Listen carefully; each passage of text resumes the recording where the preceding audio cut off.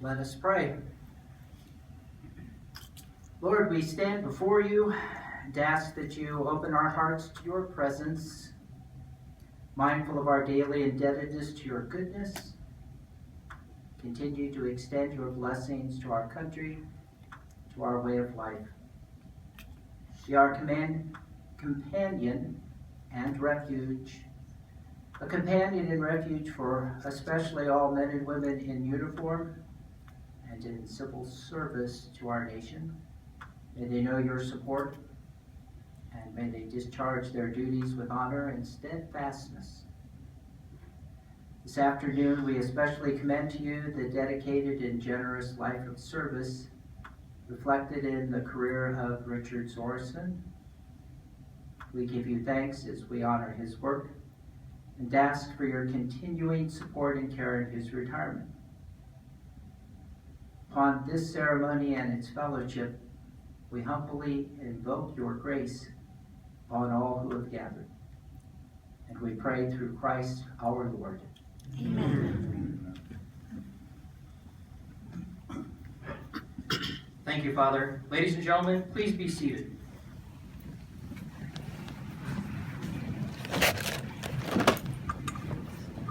At this time, it is my pleasure to introduce Mr. Douglas Atkinson. Hello, everybody. Thanks for being here. When Dick asked me to do this, I had kind of two reactions. The first was I was really extremely honored. Dick has been, as Phil said, 52 years. He's been an amazing leader here in EN for my entire career. So the idea of being able to be here for him and participate in this was a real honor for me. My other reaction to this was to be quite honest with you, panic.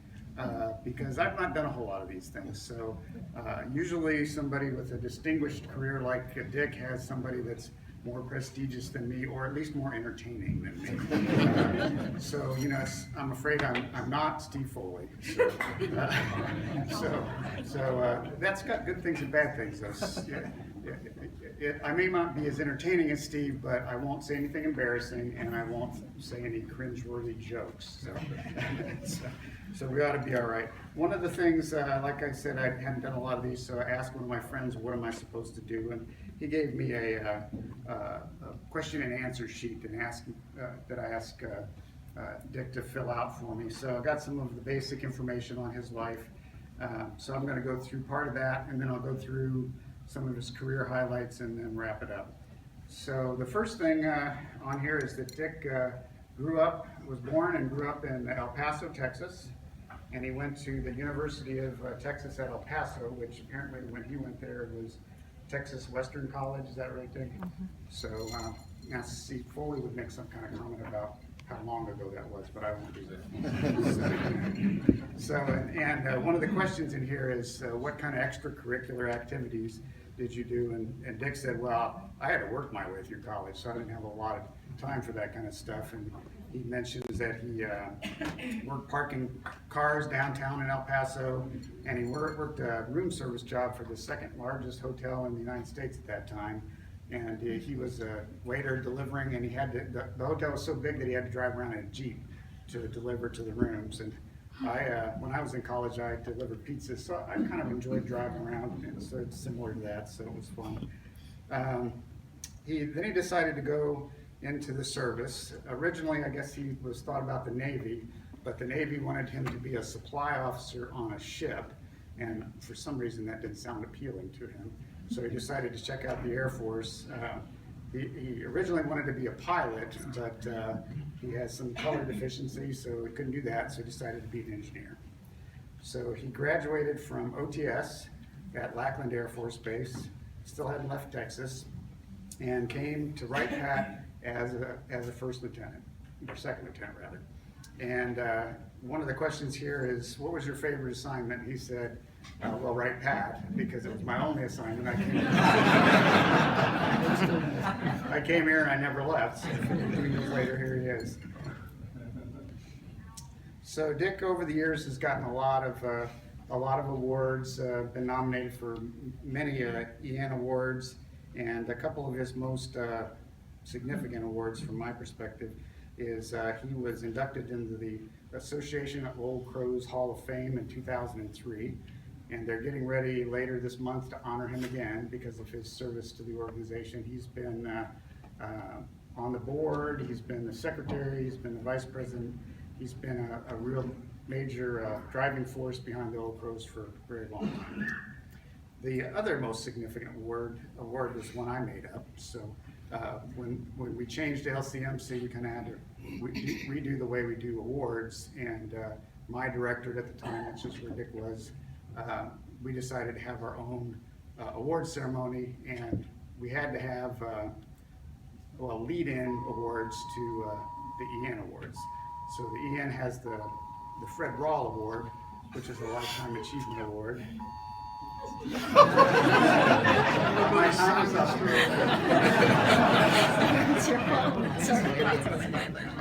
Warning this area till 6:30 p.m. We're doing their work. So They anyway, just gave me that for my retirement. ISR Soft, we decided to have a Lifetime Achievement Award. Dick was the first recipient of that, and then we decided to name that after him. So he is, from now on, the Lifetime Achievement Award from ISR Soft is the Dick Sorensen Lifetime Achievement Award. So,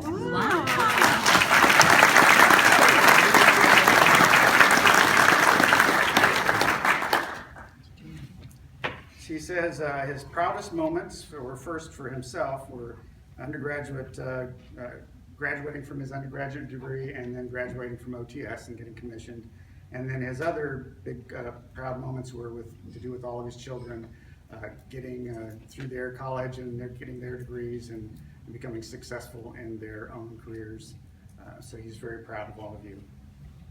The last thing on this is, what are you going to do for your future plans? And he said he's going to take a 6-month vacation and then decide what to do when I grow up. And I understand that because I'm still trying to figure that out myself. So now let me talk a little bit about some highlights of Dick's career.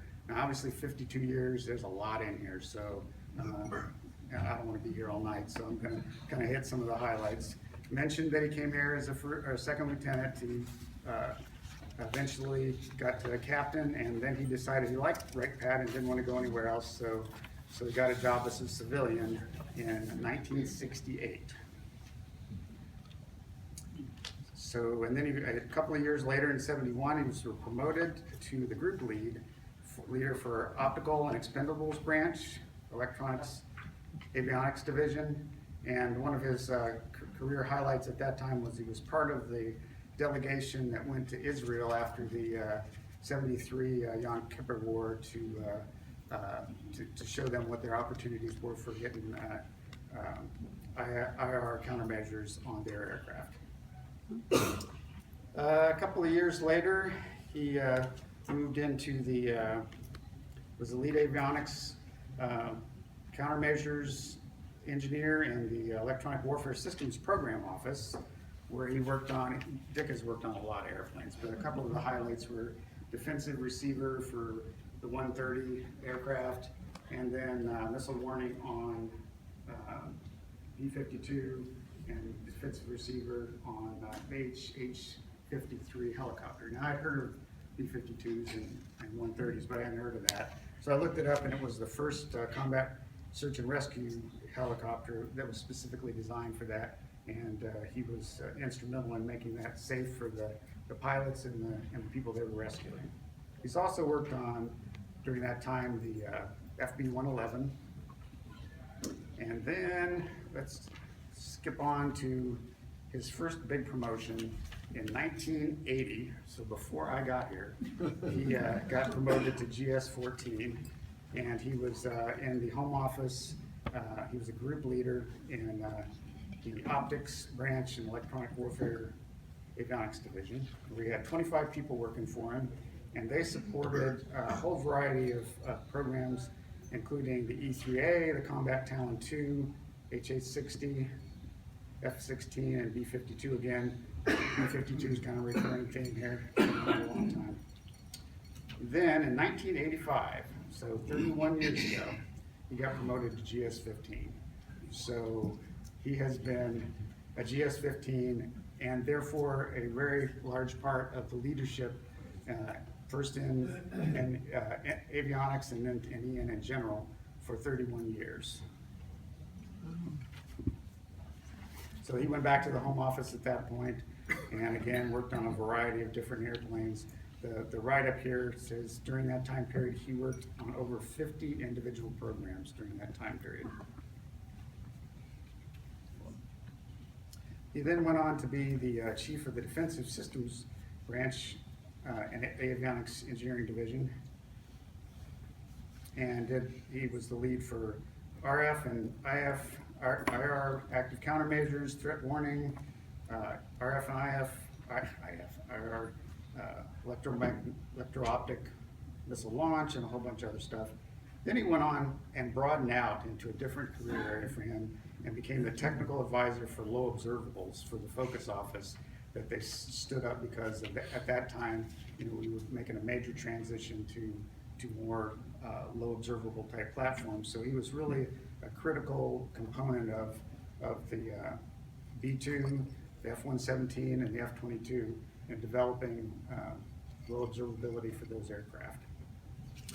Then in 2001, he went to basically his current job.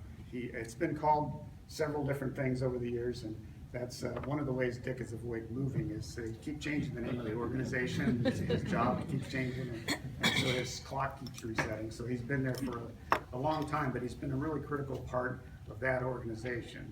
It's now called the ISR Sensors and FMS Division in the ISR SOF Directorate. When he first went there, it was primarily sensors, and sensors being signal intelligence sensors and EOIR sensors and a whole variety of sensors for like U2 and such. And that division ended up broadening out a lot, and it really changed over the years.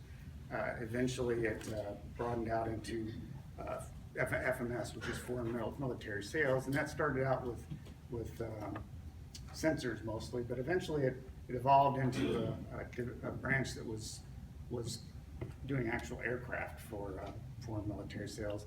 And Dick was a big part of making that transformation successful, and that's where I worked with him a lot. So anyway, I probably ought to start wrapping this up. One of the things I'd like to say about Dick is Dick has been a real inspiration to me over the years.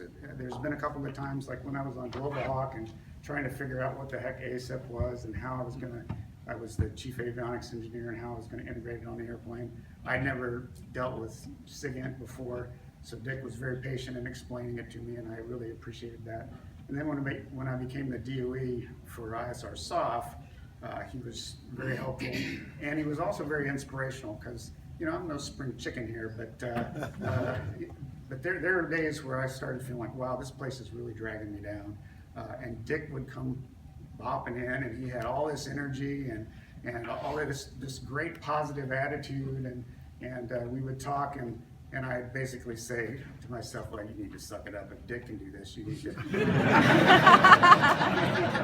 need to suck it up. So he's been an inspiration to me, and I think he's been an inspiration to a lot of young engineers here. I can't even imagine how many engineers he's influenced over the years. In 52 years, probably thousands of young engineers that he's either mentored or guided in some way. And I know for myself, I really appreciate that. And we'll miss that opportunity to talk to you. I was talking to him earlier today, and I think I might join the Association of Old Crows just so I can hang out with Dick every once in a while and still maintain that connection. So with that, I think, Phil, I think I'm about done. Sorry I wasn't as entertaining as Steve Foley, but I didn't tell any bad jokes either. So.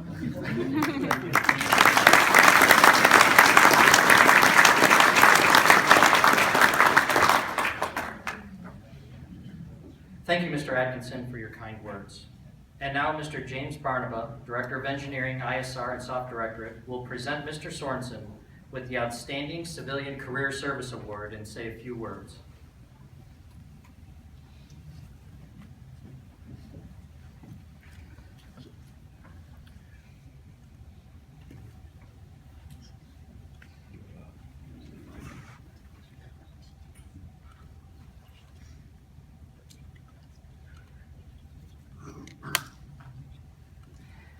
The award citation reads as follows. Department of the Air Force presents the Outstanding Civilian Career Service Award to Richard J. Sorensen, Jr. in recognition of his distinguished performance in support of the United States Air Force from 21 October 1963 to 1 July 2016. Most notably as Chief Intelligence, Surveillance, and Reconnaissance Sensors and Foreign Military Sales Division, Intelligence, Surveillance, and Reconnaissance and Special Operations Forces Directorate, Air Force Lifecycle Management Center, Air Force Material Command, Wright-Patterson Air Force Base, Ohio. Throughout his outstanding career, Mr. Sorensen's superb leadership and technical acumen significantly enhanced national security. His countless contributions in electro-optics and programs enabled successful intelligence operations around the globe. The distinct accomplishments of Mr. Sorensen culminate a long and distinguished career with the United States government and reflect a great credit upon himself and the United States Air Force. Signed, John F. Thompson, Lieutenant General, United States Air Force Commander, Air Force Lifecycle Management Center.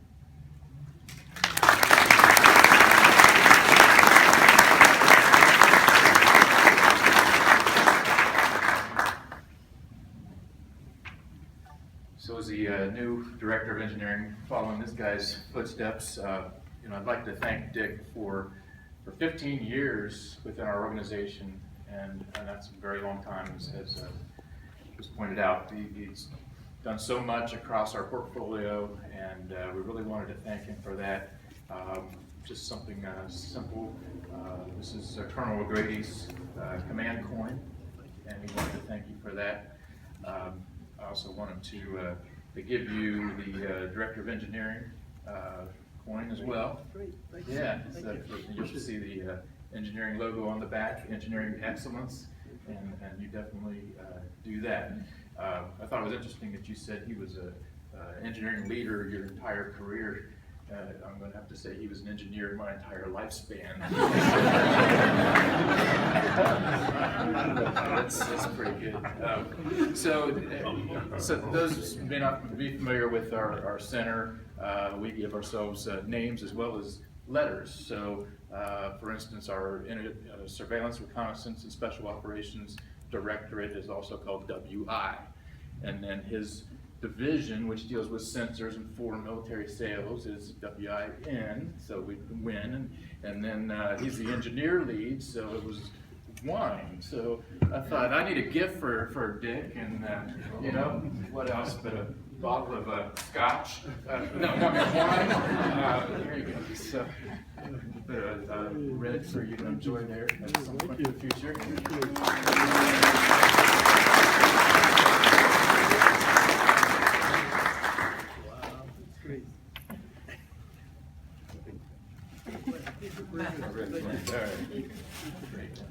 Yeah, thanks.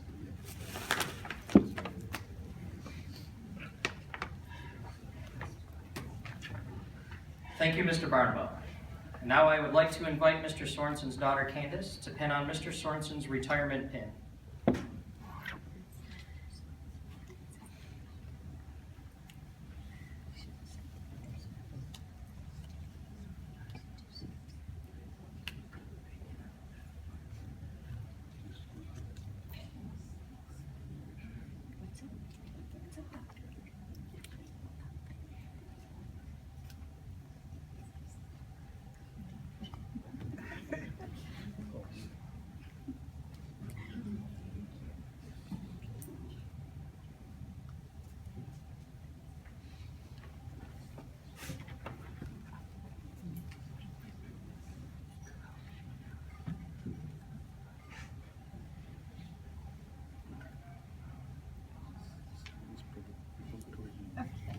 Thank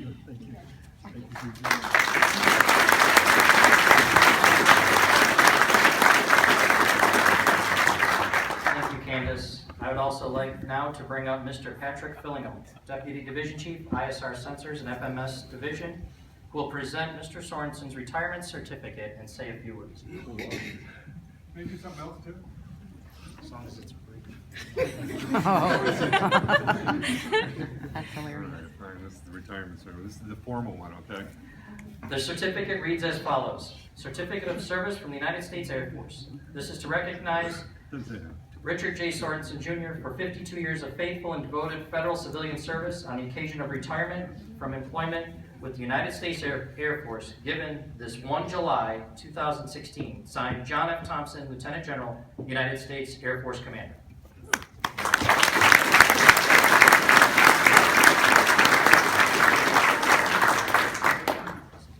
Oh, it's all formal. Sorry, if you wait. Okay, yeah. Go ahead.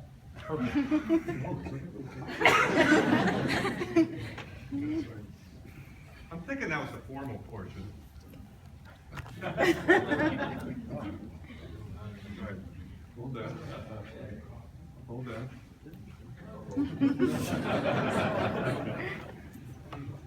All right. I've known Dick now for 15 years, ever since I got into the U-2 division, which was an office symbol of RAJ, Once Upon a Merry Time. I was drafted by the 3-star that was running the center, ASC at the time, to come in and write the U-2 train wreck as the notice was being given. That the U-2 was coming out of the black and it was going to go into the white, and there was a bunch of system engineering problems. So Dick was drafted along with me to come in there and fix the problem, and we did. So I go way back with him and have acknowledged and accept all the goodness that has come with him. Now we're into his retirement, and I am now the proud deputy of the ISR and Sensors Division. And as such, we do a goodbye gift. Usually these goodbye gifts are looked at and says, yeah, that's really nice. You put it back in the box and you send it on home and you never see it. Okay, so here, one of our gifts is a nice beer mug with our emblem. Dick, Chief Engineer for the ISR Sensors at FMS Division, January through July of 16. Thank you for your sage advice, wise counsel, and invaluable friendship in delivering world-class ISR products. Happy retirement. Now, usually this would just go home and sit on his shelf along with all the other paraphernalia that he's going to accept tonight and throughout his 52.5 years. But I said, let's inaugurate it. So Dick, no, that glass goes in here for it all. Go ahead, just dump it in. There you go. Okay, that's yours. Hold this down. This is mine. This is yours. Okay, this is mine. All right. May I offer a toast to Dick Sorensen? Please, raise your glasses. Yay. To a fine fellow, a great airman, and a guy that hopefully will enjoy his retirement for many years thereafter. Dick? All right, buddy. Thank you. Sounds cute. Yay.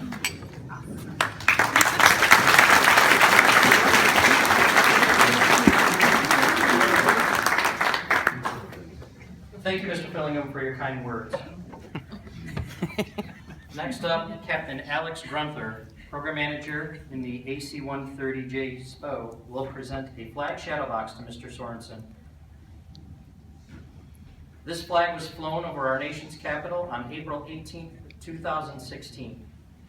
The shadow box reads as follows.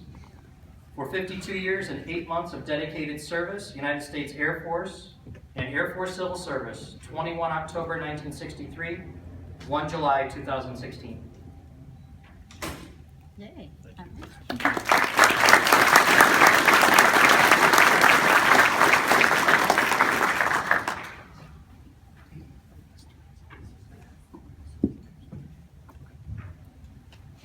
So I've just been told that I have to stall for time. But that's a good thing, because I didn't plan on doing this as part of the ceremony. But, I'm going off script here, but I just wanted to tell Mr. Sorensen, I have spent 12.5 years in AFRL before coming to the SPO. And I know I've only known him for about 15 months or so, which is a very small percentage of his entire career. But at the same time, I couldn't think of a better supervisor, mentor, and friend that I could have as my first go-round in the SPO than Mr. Sorensen. And with that, I took up a collection from all the WIN engineers, and we got something along with that beer mug that I think will go pretty nicely.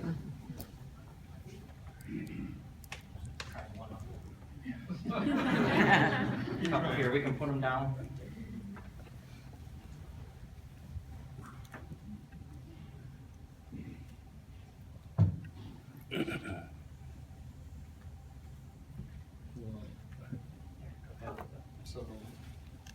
Yep. So as I got to know Dick over the last year and a half or so, the one thing I noted was we have UD season tickets for all the basketball games, and I would continually either see his lanyard with University of Dayton, I'd see University of Dayton paraphernalia, and then every now and again I'd run into him at the games because Mr. Sorensen is an usher at all the at the home UD games. So the WIN engineers and I chipped in. We got him a few rocks glasses, a few beer mugs, and a set of coasters and one in here so you can use it under your new beer mug. But we got him all of those because we know how much he appreciates the University of Dayton Flyers basketball. So thank you very much, Mr. Sorensen.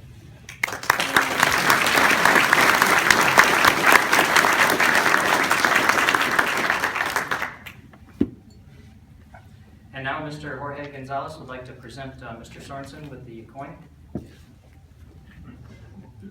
So obviously you saw me run in and out of here because Ian, you know, we delivered right on time. I just got the coins printed and minted and ready for you.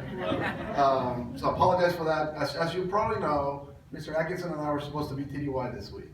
He calls me on Saturday morning in a panic, and he says, "I have forgotten that Dick's retirement was Thursday, and I have to be there. So can we please cancel the TDY?" Of course, I said, "Heck yeah, I don't want to travel, so it's good." So I'm here, and I'm glad that I'm here because I really was sad that I couldn't make it because of the TDY. Turns out it worked out just fine. So I wouldn't have missed it if it wasn't for work, and therefore I'm here. I have two coins for you. I don't know if you already got the Ian retirement coin, but this is a long-standing tradition for Ian. We've minted a coin that on the back side of the coin says, "Thank you for your dedicated service." And it has the United States flag, of course. And on the front side, it has the LCMC logo. We're now called LCMC. For all you folks here that remember ASC, that's the different call sign now. Oh, by the way, I walk around my building all the time. I've been doing this for 37 years. So I'm a rookie compared to you. But when I walk around the building, I feel pretty old. Today, not so much. I feel pretty So you know how this goes. I'm gonna shake your hand and give you the coin. If you drop it, you're buying everybody a drink. So you better be careful. All right. Now the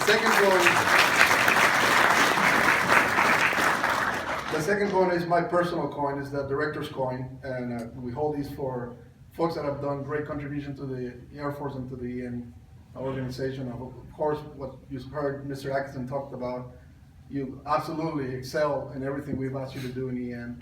Couldn't thank you enough for your 52 years of service.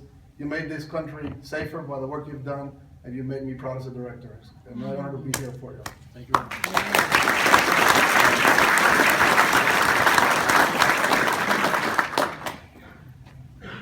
Thank you, Mr. Gonzalez. Mr. Sorensen has also received a letter of appreciation from the Chief Master Sergeant of the Air Force and letters of congratulations from former Presidents George W. Bush, George H.W. Bush, Bill Clinton, the Governor of the State of Ohio, John Kasich, and United States Representative Michael Turner. A letter from the President of the United States, Barack Obama, is en route and expected in the next few days. These letters, awards, and gifts to Mr. Sorensen will be on the display table to my right. At this time, I'd like to ask if anyone else has anything to present or a few brief words on Mr. Sorensen's behalf.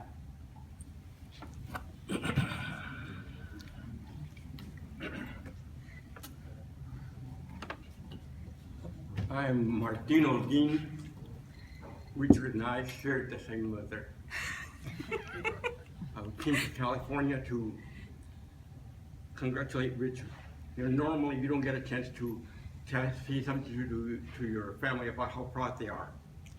But we came to California to applaud and to publicly acknowledge how proud we are of Richard's long career. I was going to tell more about his naughty things that he did when he was a kid, but his pants under here.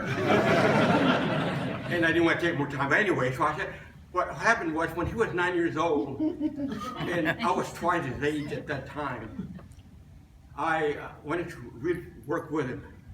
But I left El Paso because I joined the Air Force, which for me turned out to be a happy, fun, learning experience that I really enjoyed. But anyway, I really agonized when I left El Paso, not being able to help my younger brother meet the challenges that he would meet growing up in El Paso at that time. So I really was sad at that point. But, you know, Richard turned out to be all right. And he somehow rose up and met the challenges. And he learned to overcome obstacles. And with that skill, he parlayed the skills and the talent that he had for a long, successful career. So now it's time for him to retire. And like they say, enjoy the fruits of his labor.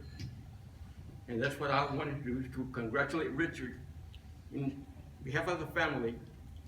And I hope that he has a long, healthy retirement, many happy endeavors to come. And I want to bring also congratulations from his sisters who could not be here, Ramona and Connie. And so I want to tell you how proud we are of you, Richard. All right.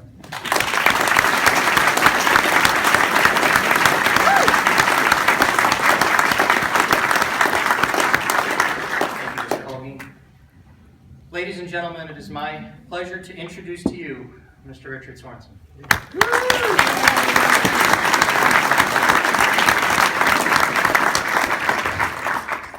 Well, thank you all. I have a few words to say. I won't be long. I think we're on schedule. First of all, I want to thank all of you for coming out to celebrate my retirement, and I'm awed and humbled by your presence here tonight. I really appreciate it. I know that many of you are here to confirm and assure yourselves that I'm really retiring.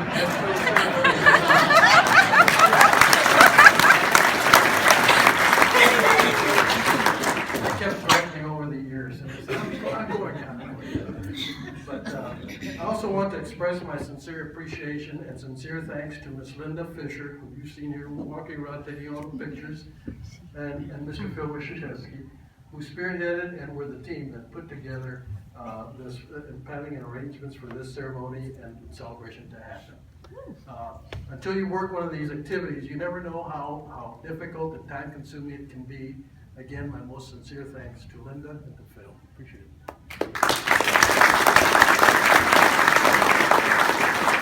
I also want to thank Father Terry Snyder for taking the time out of his busy schedule to provide that inspiration and invocation. Thank you, Father Terry. And also my sincere thanks to Nancy Donnelly Ivy. I don't know if Nancy's, there she is, for my thanks for the choir and for that inspiring rendition of our national anthem. It was very good. Thank you. That's great. Also, my heartfelt thanks to Mr. Doug Atkinson for his kind words and summary of my activities at Wright-Patterson Air Force Base over my last 52 plus years. Doug has been my most recent boss and mentor and a true friend and leader over my immediate past several years within the Intelligence, Surveillance, and Reconnaissance Directorate. It's now replaced by Mr. Jim Barnaba, who came in right behind Doug. Thank you, sirs. And lastly, my sincere thanks and appreciation to the members of my immediate family and friends who have traveled from California, Texas, New York, and Washington, D.C. to celebrate with us here tonight.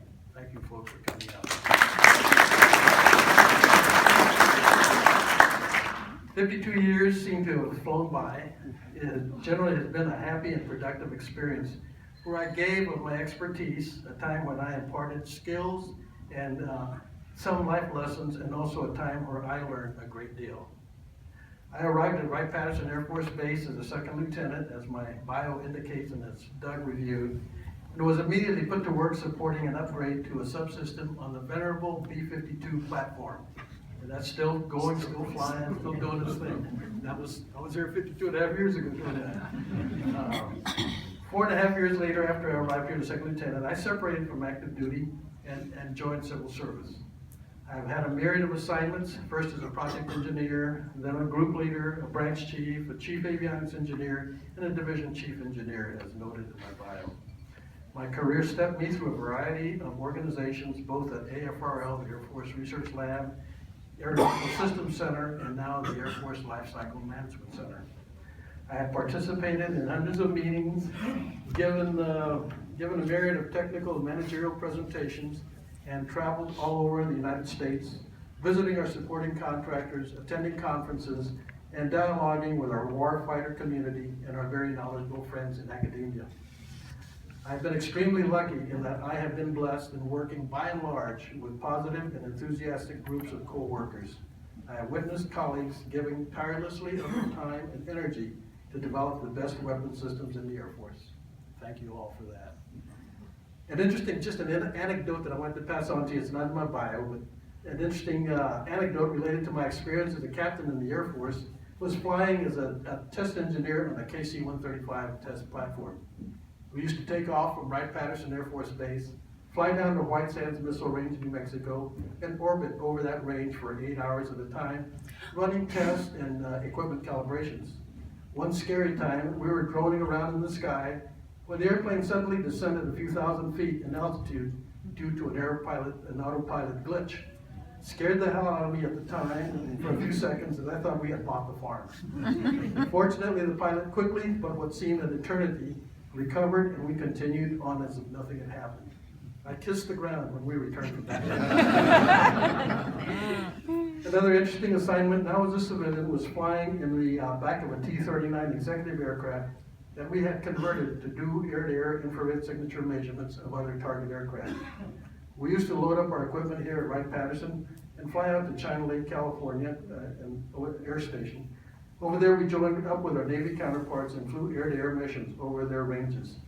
Exciting times were had on these T-39 missions as we chased other target aircraft to get measurements of their infrared profile. Another diverse assignment that I was selected for was to do recruiting trips for our engineering personnel office. This included visits to local colleges in Ohio, as well as selective trips down to Puerto Rico to increase our Hispanic engineering recruiting stats.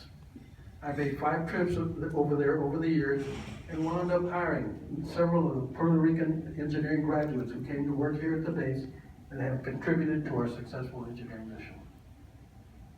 As I reviewed my records and past assignments here at Wright-Pat, I was surprised at the number of buildings and locations that I worked at around the base. When I arrived, I was assigned to Building 125, which is an ugly old building at the top of the hill in Area B.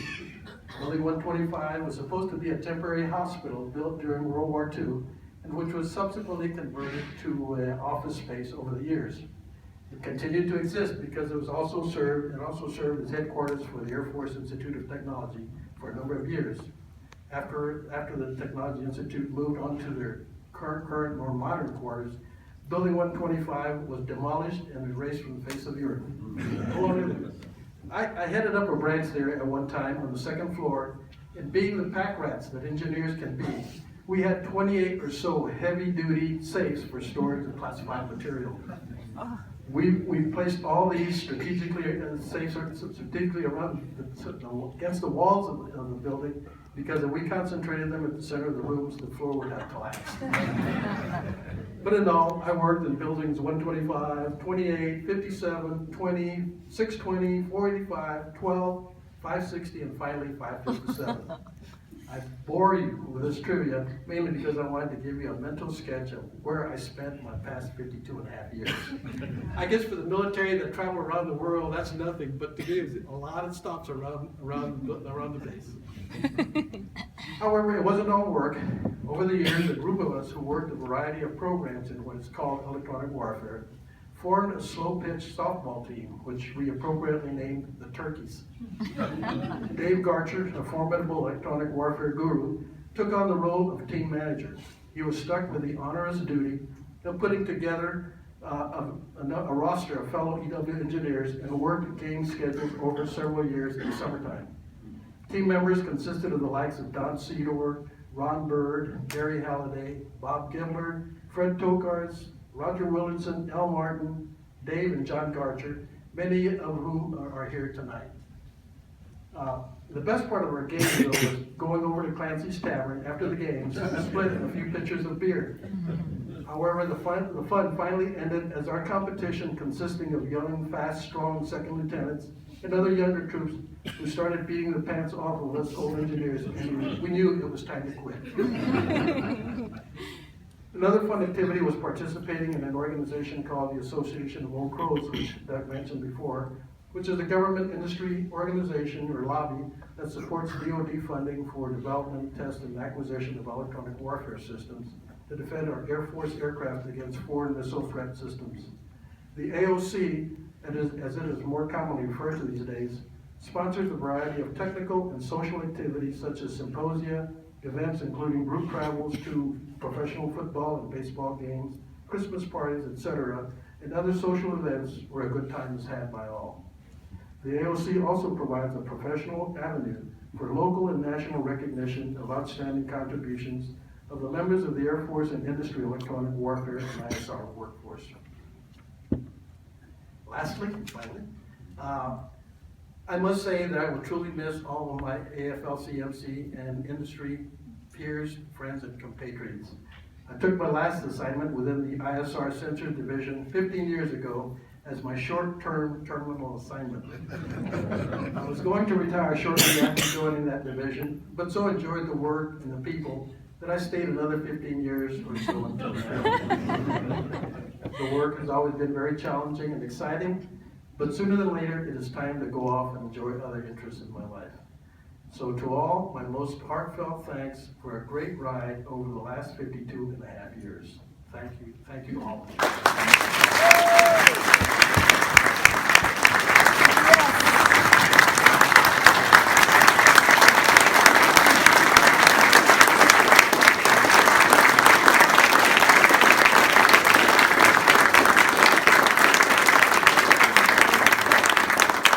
Just before you break for the reception, anything, I'm going to make a few presentations to my family and friends here.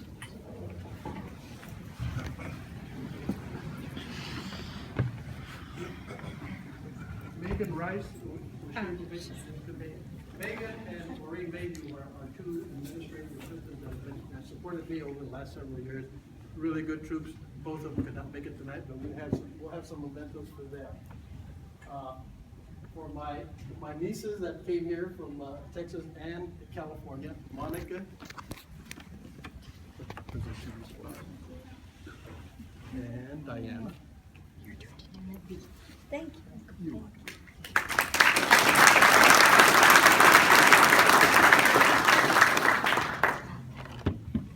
That's me. Angela Bentley, my very good friend over the last several years. Thank you.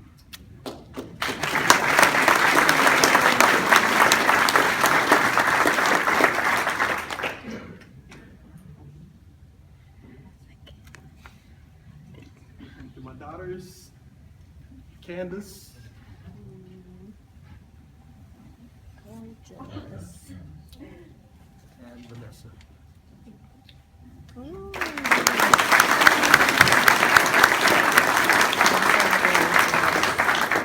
Not to leave the men out, I've got some coins myself that I want to present.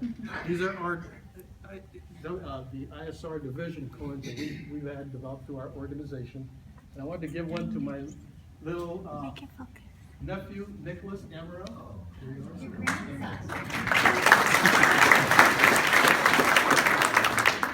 And to Mr. Luke Amaro, my other grandson. Here you are. One for you.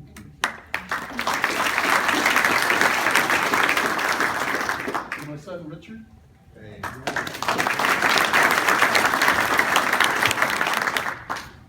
To my son-in-law, Tony Amaro. Thank you very much, sir. And to my other son-in-law, George.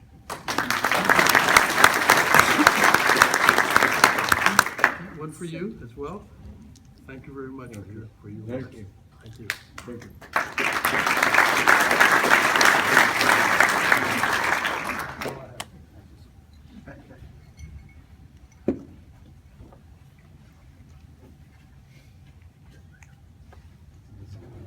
Thank you, Mr. Sorensen. Ladies and gentlemen, the men and women of the United States Air Force are proud to have worked with Mr. Sorensen and assure him he will always be a valued member of the Air Force family. We wish Mr. Sorensen and his family every success in their future endeavors. We invite everyone to join Mr. Atkinson, Mr. Sorensen's family, and Mr. Sorensen in a receiving line at the side of the room to my left for refreshments. We ask that you please allow the family and distinguished guests to depart first. At this time, feel free to join the choir in singing the first verse of the Air Force song. The words to this song